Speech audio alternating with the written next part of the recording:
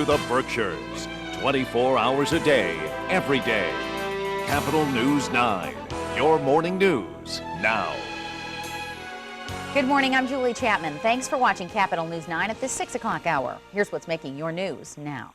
A rail yard blaze gives firefighters all they can handle for several hours on Sunday. This morning, investigators are still trying to figure out how a vacant building was able to catch fire. Here's Capital News 9's Jessica Schneider. A huge blaze tearing into the vacant D&H Railroad building in the town of Colonie. Fire crews from around the area rushed to the scene and were forced to fight through the elements. You really can't put anybody in there because of the danger of collapse. It may definitely suspicious, so as far as what the cause was, we may never know, and they may have to just knock this building down. Residents in the immediate area evacuated because of the thick smoke billowing through the streets. Fire officials say a year ago the same building caught on fire, but this time residents say it's a lot worse. The windows are closed, it's still coming in the house. Everybody has a taste in their mouth, and just to go in and out of the house, it's terrible. And the neighbors say that there's all these chemicals in the building, but we haven't heard anything from the firemen.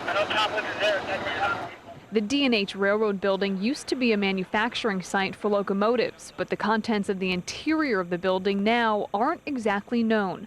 Fire officials say different oils and chemicals may exist, and that's concerning many in the area. Well, I have asthma, my other neighbor has really bad asthma, and our other neighbor has emphysema, so they're worried about what we're breathing in. Gary Jeffries spent the afternoon clearing off the roof of his home just a block away from the blaze.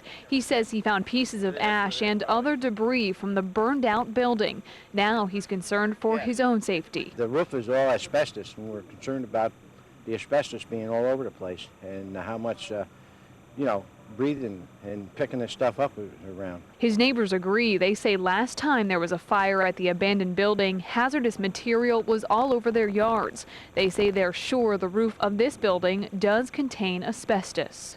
But there was on the other building that burned a few years ago, because I was picking up pieces in my backyard myself.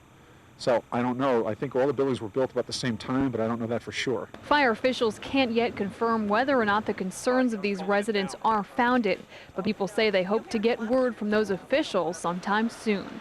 In the town of Colonie, Jessica Schneider, Capital News 9. Investigators in Guilderland